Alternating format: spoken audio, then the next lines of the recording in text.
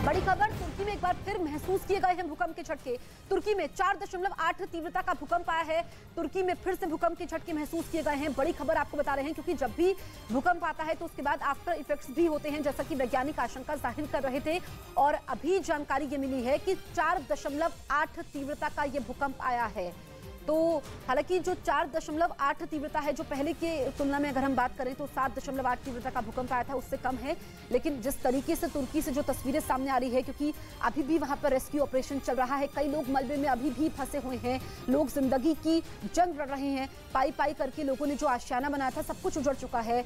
और ऐसे में अब ये फिर से भूकंप आना, ये लोगों की परेशानी को ज्यादा बढ़ा रहा है। आज सुबह ये झटके महसूस किए गए हैं, क्योंकि लोग पहले से ही परेशान हैं, डरे हुए हैं, कुछ लोग अपनों को ढूंढ रहे हैं, और फिर से ये झटके महसूस किए गए हैं। इधर हिमाचल प्रदेश के लाहौल स्पीति में बर्फीले तूफान की चपेट में आने से 2 लोगों की मौत हो गई, जबकि एक आदमी लापता बताया गया, जिसकी तलाश में राहत और बचाव की टीम जुटी है। बताया गया कि लाहौल में चीका के पास एक दिन पहले बर्फीला तूफान आया, जिसकी चपेट में वहां काम कर रहे बॉर्डर रोड्स ऑर्गेनाइजेशन के 3 दिहाड़ी मजदूर आ गए, जिनमें 2 मजदूरों के शव राहत और बचाव टीम ने बरामद कर लिए, जबकि एक का कुछ पता नहीं चल सका। बड़ी खबर पेरू से, जहां जमीन खिसकने से 36 लोगों की मौत हो गई है। लगातार हो रही बारिश के बाद जमीन खिसकने से भारी तबाही हुई है। इस घटना में कई मकानों को भी नुकसान पहुंचा है। तो जमीन धंसने से कई लोगों की मौत हुई है। तस्वीरें हम आपको दिखा रहे हैं पेरू में। दरअसल भारी बारिश हो रही है, जिसके बाद तबाही मची है, जमीन वहां पर खिसकी है, 36 लोगों ने अपनी जान गंवाई है। और ऐसे में जो लगातार बारिश हो रही है, इसके बाद जमीन खिसकने की घटनाएं भी वहां पर बढ़ चुकी है। जो जमीन खिसकी है, इसमें कई मकानों को भी नुकसान पहुंचा है, 36 लोगों की मौत हुई है, जबकि कई लोग घायल भी हुए हैं। और लगातार जो बारिश हो रही है, उसकी वजह से मकानों की नींव कमजोर पड़ चुकी है।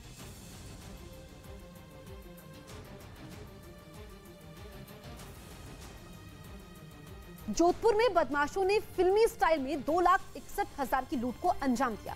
ये पूरी वारदात सीसीटीवी में रिकॉर्ड हो गई। हथियारों से लैस बदमाशों ने कुरियर कंपनी के कर्मचारियों को घुटने के बल बिठाया और फिर धमकी देने लगे, जिसके बाद कर्मचारियों ने ऑफिस में मौजूद 2,61,000 रुपए बदमाशों को दे दिए और वो मौके से फरार हो गए। शाम को 8:30 बजे लगभग 2 हेलमेट पहने हुए आए और यहाँ से 2,68,000 करीबन रुपए 2 कर्मचारी थे, उनसे छीन कर ले गए।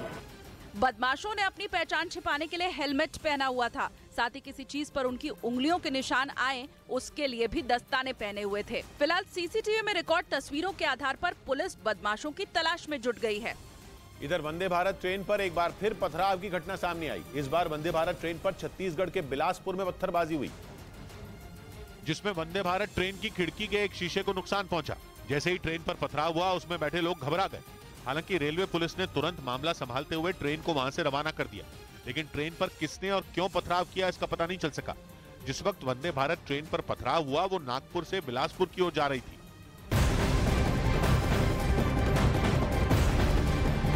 आज बीजेपी संसदीय दल की बैठक होनी है, जिसकी अध्यक्षता पीएम मोदी करेंगे, जिसमें बजट समेत दूसरे जरूरी मुद्दों पर चर्चा होगी और सदन में विपक्ष के हंगामे के बीच कार्रवाई सुचारू ढंग से चलाने की रणनीति बनेगी। अनुमान ये लगाया जा रहा है कि आज संसद की कार्रवाई बिना हंगामे के चल सकती है। सूत्रों के मुताबिक सत्ता पक्ष और विपक्ष में ज्यादातर मुद्दों पर सहमति बन गई है।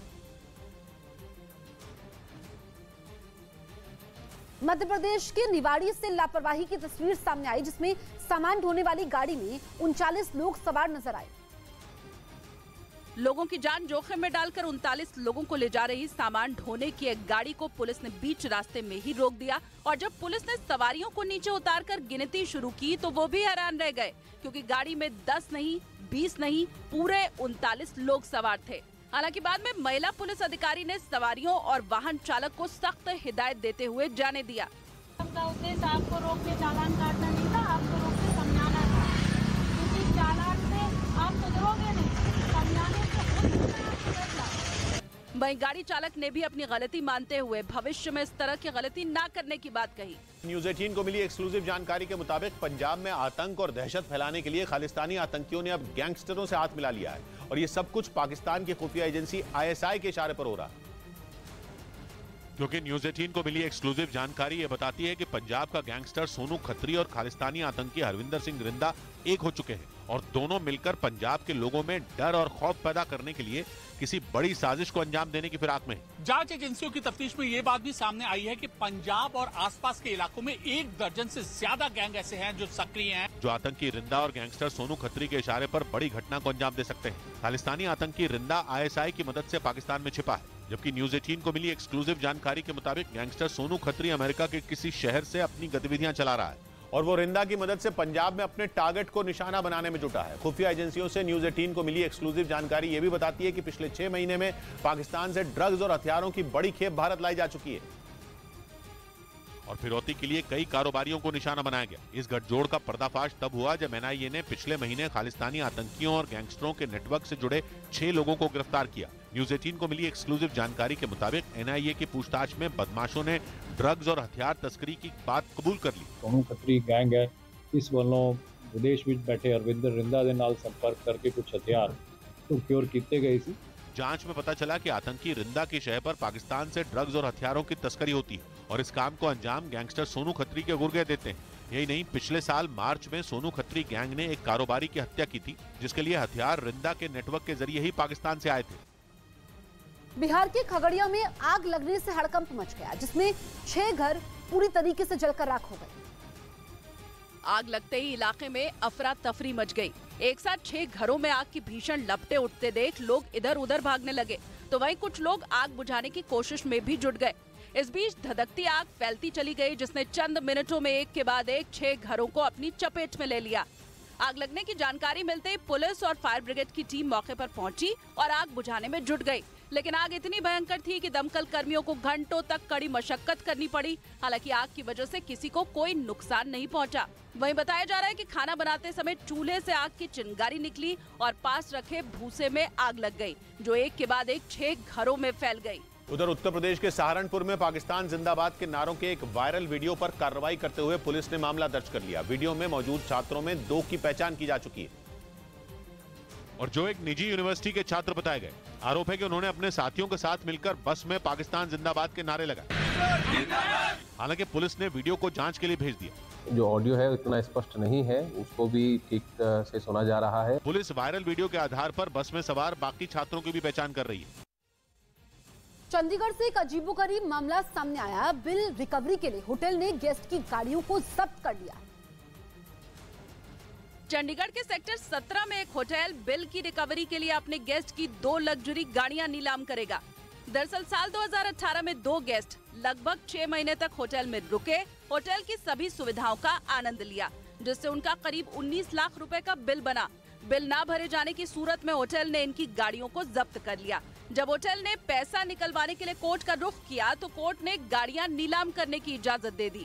वहीं कोर्ट की इजाजत मिलने के बाद अब होटल 14 फरवरी को दोनों गाड़ियों की नीलामी करेगा। उत्तर प्रदेश के गाजियाबाद में सड़क पर हथियार लहराकर डांस करना कुछ युवकों को भारी पड़ गया। इंदिरापुरम पुलिस ने इस मामले में 5 आरोपियों को गिरफ्तार कर लिया, जबकि एक आरोपी पुलिस की गिरफ्त से बाहर है। इस घटना का वीडियो सोशल मीडिया पर वायरल होने के बाद पुलिस एक्शन में आ गई। वीडियो में कुछ लड़के गले में हथियार लटकाकर डांस करते नजर आए। पुलिस के मुताबिक आरोपी घटना के वक्त नशे में थे। वीडियो गाजियाबाद की एलिवेटेड रोड पर बनाया गया था।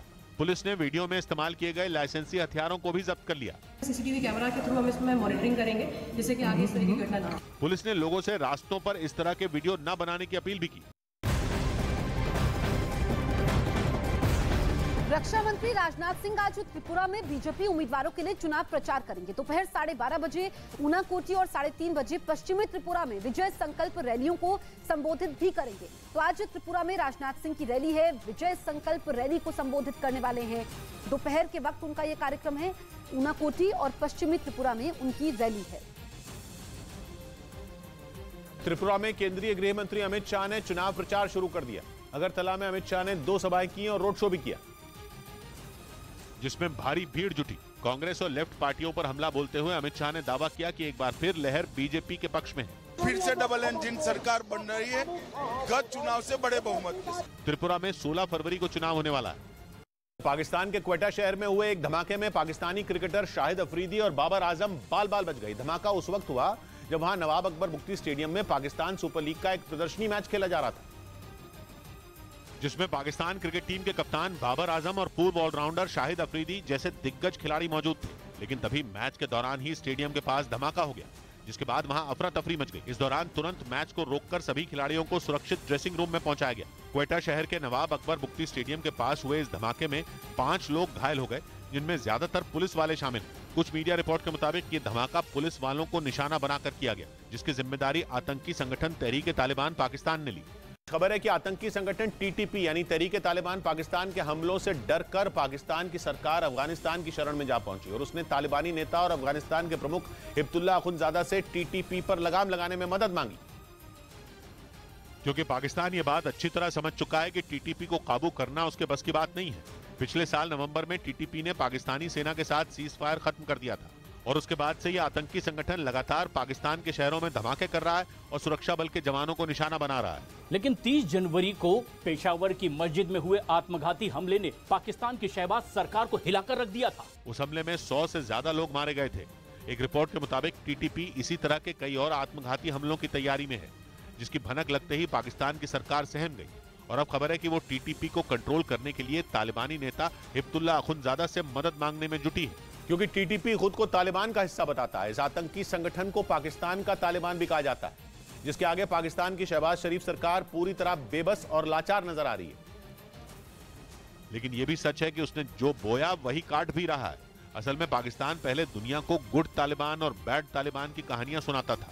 गुड तालिबान यानी वो तालिबान जो शरिया कानून के तहत अफगानिस्तान को चलाना चाहते हैं, जबकि बैड तालिबान वो जो आतंक के सहारे अपनी बात मनवाना चाहते हैं। पाकिस्तान चुपके चुपके इसी बैड तालिबान का इस्तेमाल अफगानिस्तान की लोकतांत्रिक सरकार को हिलाने के लिए करता था। लेकिन अब यही बैड तालिबान यानी कि टीटीपी पाकिस्तान के लिए सिरदर्द बन चुका है, जिसने पाकिस्तान से सरकार को उखाड़ फेंकने और वहां शरिया कानून लागू करने की कसम खा रखी है। ये आतंकी संगठन पाकिस्तान के उत्तरी वजीरिस्तान और खैबर पख्तूनख्वा में ज्यादा ताकतवर है और ये दोनों अफगानिस्तान बॉर्डर से जुड़े हैं।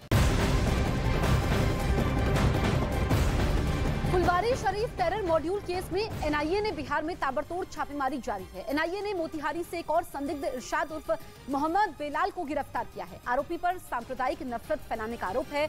मामले में अब तक एनआईए 7 आरोपियों को गिरफ्तार कर चुकी है, तो मोतिहारी से एक और संदिग्ध गिरफ्तार किया गया है। फुलवारी शरीफ टेरर मॉड्यूल ध्वस्त किया गया है। लगातार यहाँ पर इस मॉड्यूल पर सांप्रदायिक नफरत फैलाने का आरोप है। इसी को लेकर के कार्रवाई लगातार जारी है। उधर कंगाल पाकिस्तान में व्यापारी अपनी ही सरकार को आंखें दिखाने लगे। उन्होंने शहबाज सरकार को चेतावनी दी और कहा कि अगर आईएमएफ की शर्तें मानी गई तो 13 फरवरी को पाकिस्तान में सरकार के खिलाफ प्रदर्शन होगा। क्योंकि पाकिस्तान की सरकार के सामने आईएमएफ ने ऐसी शर्त रख दी कि वहां की जनता पर शामत आ गई। आईएमएफ पाकिस्तान से 2 टूक कह चुका है कि वो कर्ज चुकाने के लायक बने, जिसके लिए उसे रक्षा बजट कम करना होगा, आर्मी के अधिकारियों, नेताओं और जजों को दिया जाने वाला वेतन कम करना होगा। लेकिन पाकिस्तान के व्यापारी तब भड़क गए जब पाकिस्तान की सरकार ने आईएमएफ की शर्तों की कीमत गरीब जनता से वसूलनी शुरू कर दी। उन पर धड़ाधड़ टैक्स लगाए गए।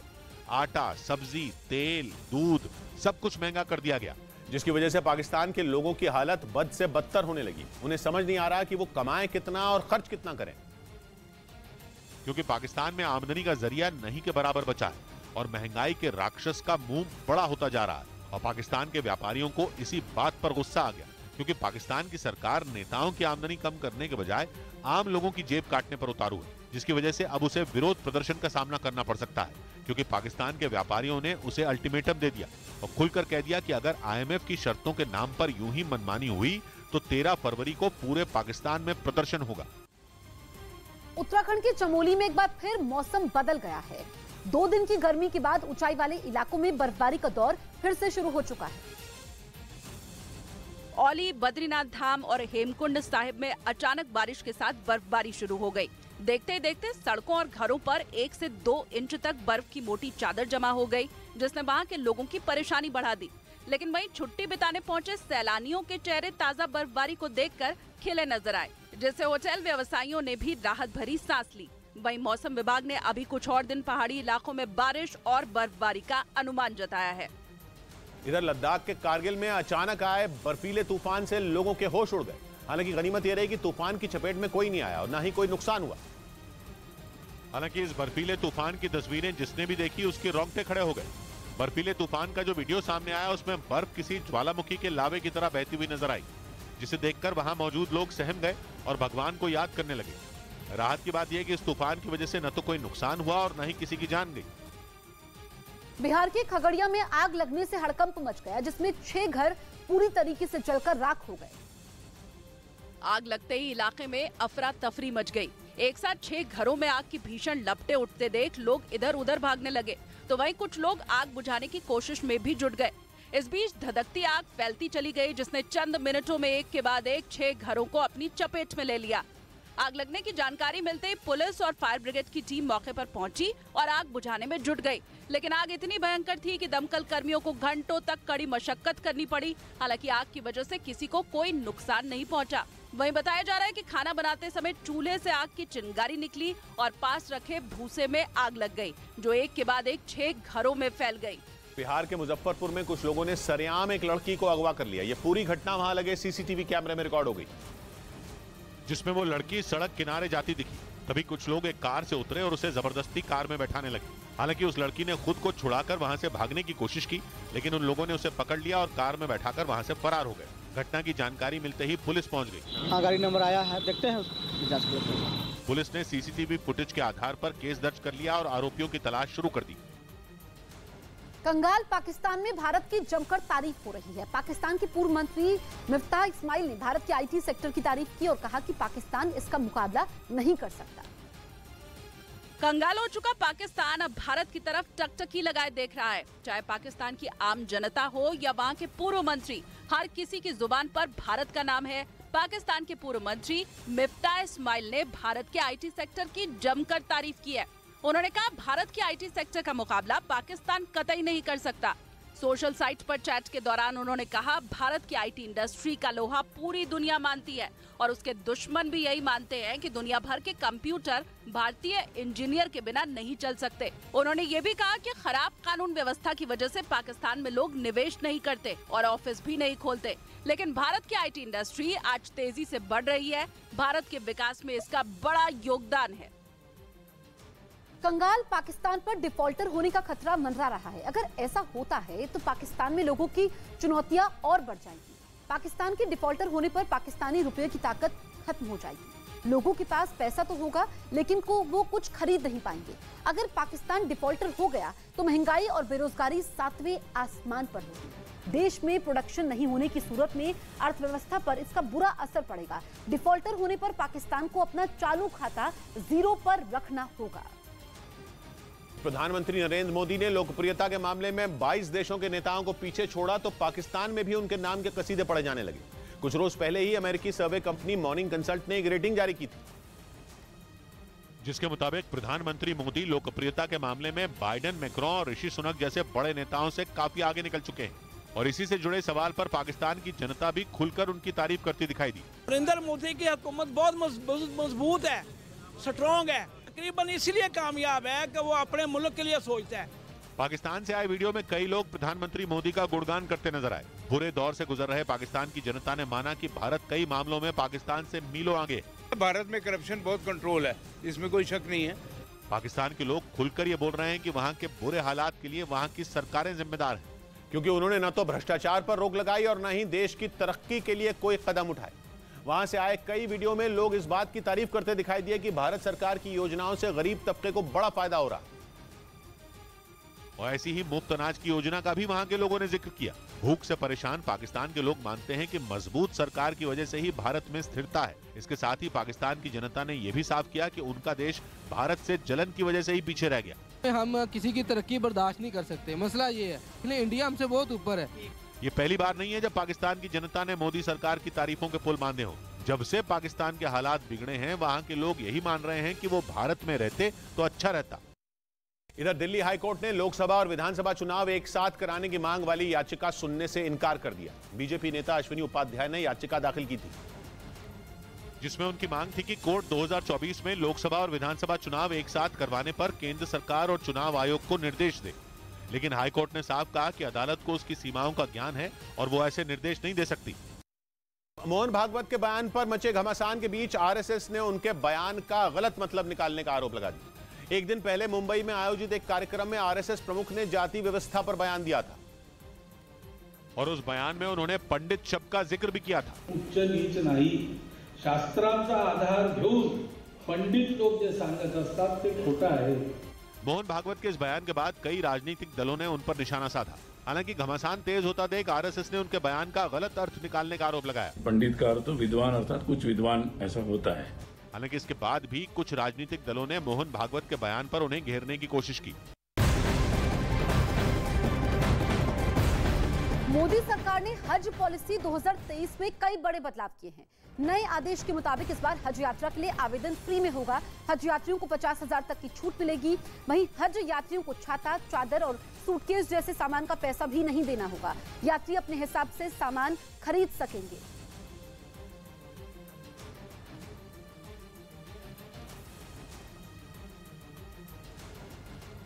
तो हज यात्रियों को बड़ी सौगात देते हुए मोदी सरकार ने नई हज नीति में बड़े बदलाव कर दिए हैं।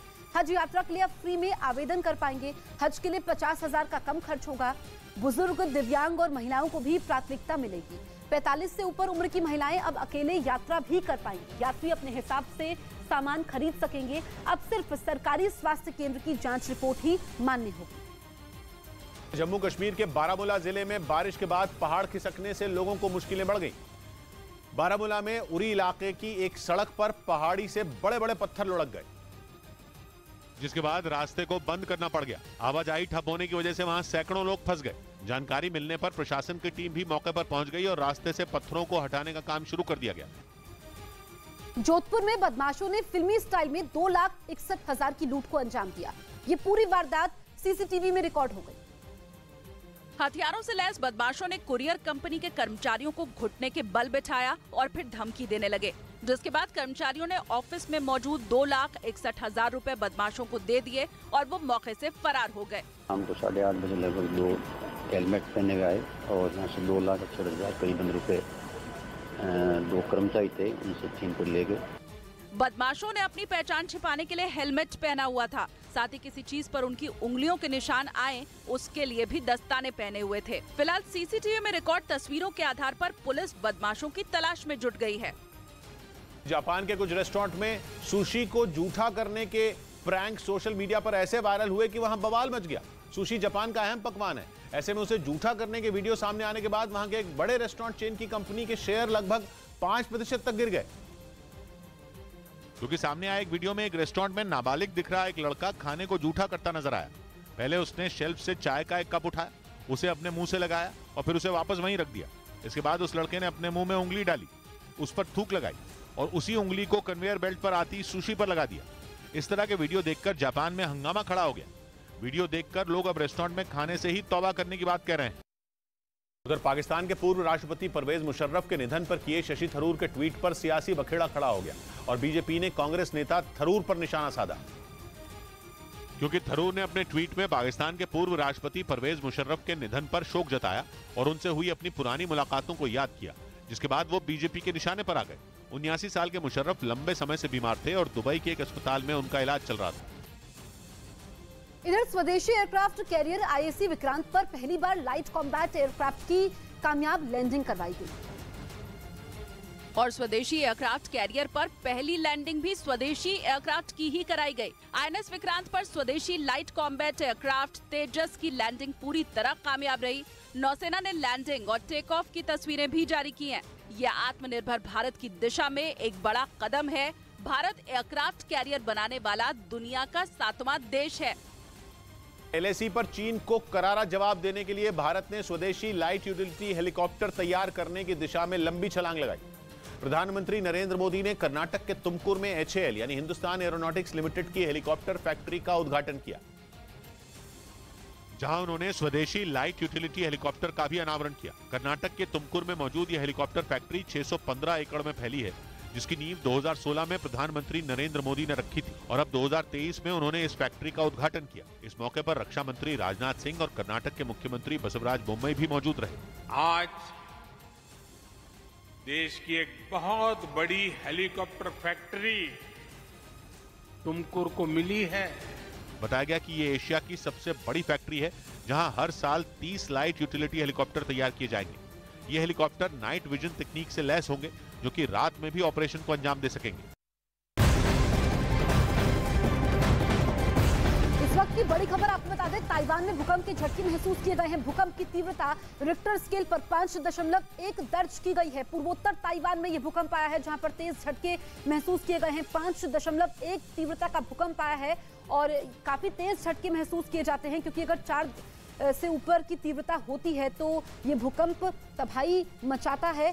और ये इस वक्त जानकारी ये मिली है कि 5.1 तीव्रता का ये भूकंप आया है। हालांकि इसका केंद्र कहां पर रहा ये अभी साफ नहीं है, लेकिन भूकंप के जोरदार झटके महसूस किए गए हैं। और जो पूर्वोत्तर ताइवान है, यहां पर यह भूकंप आया है। इससे पहले हमने देखा कि सीरिया में जिस तरीके से भूकंप से तबाही मची है, उसके अलावा तुर्की में वहां से जो तस्वीरें सामने आ रही हैं, पूरी दुनिया को डरा रही है, रोंगटे खड़े करने वाली है। अब ताइवान में भूकंप के झटके महसूस किए गए हैं। कुछ देर और इंतजार करना होगा। ये शुरुआती जानकारी है कि 5.1 तीव्रता का भूकंप आया है। पूर्वोत्तर ताइवान में झटके महसूस किए गए हैं। बिहार के समस्तीपुर से हैरान कर देने वाला एक वीडियो सामने आया। वहां कुछ लोगों ने मामूली विवाद पर एक पुलिसकर्मी की पिटाई कर दी। बताया गया कि विवाद सड़क पर लगे जैम को हटवाने को लेकर शुरू हुआ, जिससे नाराज कुछ लोगों ने उस पुलिसकर्मी की पिटाई कर दी। इस घटना का जो वीडियो सामने आया, उसमें एक ऑटो ड्राइवर और एक पुलिसकर्मी आपस में उलझते नजर आए। तभी उस पुलिसकर्मी ने उस ऑटो ड्राइवर को कॉलर पकड़कर अपनी तरफ खींच लिया, जिससे बात और बिगड़ गई। देखते ही देखते दोनों के बीच हाथापाई शुरू हो गई। इस दौरान कुछ महिलाएं भी वहां पहुंच गईं और वो भी उस पुलिसकर्मी पर लात घूंसे बरसाने लगी। काफी देर तक बीच सड़क पर मारपीट होती रही। हालांकि बाद में मामले को किसी तरह शांत करा लिया गया। इस घटना में ऑटो चालक घायल हो गया। उसका आरोप है कि सड़क पर जैम के दौरान उस पुलिसकर्मी ने उस पर लाठी से हमला किया। लाठी मारा, हम पैसेंजर से पैसा ले रहे थे। इस घटना के बाद पुलिस ने केस दर्ज कर लिया और इस मामले की जांच में जुट गई। इधर मध्य प्रदेश के शिवपुरी में पुलिस ने अवैध शराब के एक ठिकाने का भंडाफोड़ कर दिया। उन्होंने वहां से करीब 20 लाख रुपए का सामान और कई लीटर अवैध शराब जब्त की और बुलडोजर से उस अवैध शराब की फैक्ट्री को ध्वस्त कर दिया। साथ ही वहां मौजूद सामान को उन्होंने अपने कब्जे में ले लिया। पुलिस ने वहां से कई लीटर शराब भी बरामद की, जिसमें पूरी शराब को और जो लाहन था उसको नष्ट किया गया। पुलिस ने बताया कि कुछ दिनों पहले ही उन्होंने एक आदमी को अवैध शराब के साथ पकड़ा था, जिसने पूछताछ के दौरान उन्हें इस फैक्ट्री का पता बताया था। उत्तराखंड के जोशीमठ में जमीन धंसने की वजह का पता लगाने के लिए IIT रुड़की की टीम एक बार फिर पहुंची, जिसे उत्तराखंड सरकार ने वहां भेजा। और वहां पहुंचते ही अलग अलग इलाकों की मिट्टी की टेस्टिंग में जुट गए, जिससे पता लगाया जा सके कि आखिरकार जोशीमठ में जमीन खिसकने और लोगों के घरों में दरार आने की वजह क्या थी। इसके लिए उन्होंने न सिर्फ उन मकानों का मुआयना किया, बल्कि कई जगह पर खुदाई करके मिट्टी के सैंपल भी लिए। उत्तराखंड के चमोली में एक बार फिर मौसम बदल चुका है। 2 दिन की गर्मी के बाद ऊंचाई वाले इलाकों में बर्फबारी का दौर फिर से शुरू हो चुका है। औली, बद्रीनाथ धाम और हेमकुंड साहिब में अचानक बारिश के साथ बर्फबारी शुरू हो गई। देखते ही देखते सड़कों और घरों पर 1 से 2 इंच तक बर्फ की मोटी चादर जमा हो गई, जिसने वहां के लोगों की परेशानी बढ़ा दी। लेकिन वहीं छुट्टी बिताने पहुंचे सैलानियों के चेहरे ताजा बर्फबारी को देखकर खिले नजर आए, जिससे होटल व्यवसायियों ने भी राहत भरी सांस ली। वहीं मौसम विभाग ने अभी कुछ और दिन पहाड़ी इलाकों में बारिश और बर्फबारी का अनुमान जताया है। जम्मू कश्मीर के बारामूला जिले में बारिश के बाद पहाड़ खिसकने से लोगों को मुश्किलें बढ़ गई। बारामूला में उरी इलाके की एक सड़क पर पहाड़ी से बड़े बड़े पत्थर लुढ़क गए, जिसके बाद रास्ते को बंद करना पड़ गया। आवाजाही ठप होने की वजह से वहां सैकड़ों लोग फंस गए। जानकारी मिलने पर प्रशासन की टीम भी मौके पर पहुंच गई और रास्ते से पत्थरों को हटाने का काम शुरू कर दिया गया। Phulwari Sharif terror module case में NIA ने बिहार में ताबड़तोड़ छापेमारी जारी है। NIA ने मोतिहारी में एक और संदिग्ध इरशाद उर्फ मोहम्मद बिलाल को गिरफ्तार किया है। आरोपी पर सांप्रदायिक नफरत फैलाने का आरोप है। मामले में अब तक NIA 7 आरोपियों को गिरफ्तार भी कर चुकी है। तो मोतिहारी से एक और संदिग्ध गिरफ्तार किया गया है। फुलवारी शरीफ टेरर मॉड्यूल ध्वस्त किया गया है और नफरत फैलाने का आरोप है। सांप्रदायिक नफरत इस ग्रुप के जरिए फैलाई जाती है। अब NIA ने कार्रवाई की है, एक और संदिग्ध को गिरफ्तार किया गया है। पाकिस्तान सुपर लीग के एक प्रदर्शनी मैच में पाकिस्तान के पंजाब प्रांत के खेल मंत्री की बुरी तरह से पिटाई की गई। पाकिस्तान के तेज गेंदबाज वहाब रियाज को हाल ही में पाकिस्तान के पंजाब का खेल मंत्री बनाया गया है। लेकिन पाकिस्तान के युवा बल्लेबाज इफ्तिकार अहमद ने वहाब रियाज के पद का जरा भी लिहाज नहीं किया। मैच में खेल मंत्री के एक ही ओवर में इफ्तिकार ने 6 छक्के जड़ दिए। एक बार फिर बॉल हवा में। पाकिस्तान सुपर लीग में वहाब रियाज पेशावर जालमी के लिए खेलते हैं, जबकि इफ्तिकार क्वेटा ग्लैडिएटर्स के लिए। हालांकि इस ओवर से पहले वहाब रियाज ने 3 ओवरों में 11 रन देकर 3 विकेट लिए थे। लेकिन आखिरी ओवर में हुई जबरदस्त पिटाई के बाद वो पेशावर जालमी के सबसे महंगे गेंदबाज साबित हुए।